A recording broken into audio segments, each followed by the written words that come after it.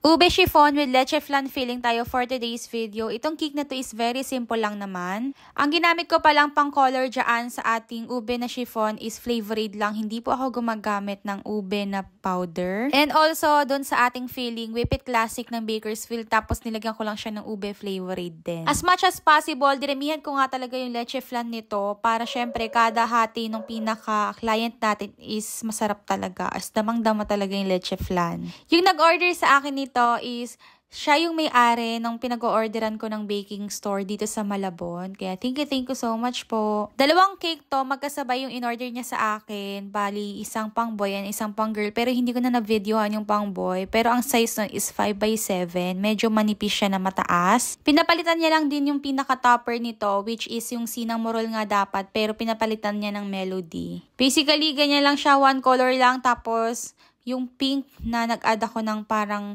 accent na pink kasi nga doon sa melody toppers. Tapos, ito yung pinaka-name niya. Cake size natin dito is 6x5 pero malapit na siya mag 6x6. Tapos, yung pinaka-board nito is 9 inches. Alam nyo ba, sobrang dali lang talaga ni Whip It Classic na maggawa ng or kapag kailangan mo ng mga vintage cake, kayang-kaya niya talaga mag-hold yung pinaka-icing niya. As you can see naman. Since chiffon nga yung cake natin, dinoble ko na lang yung stick ng melody topper kasi medyo mabigatin siya. So, ito na yung finished product. Yun lang. Bye!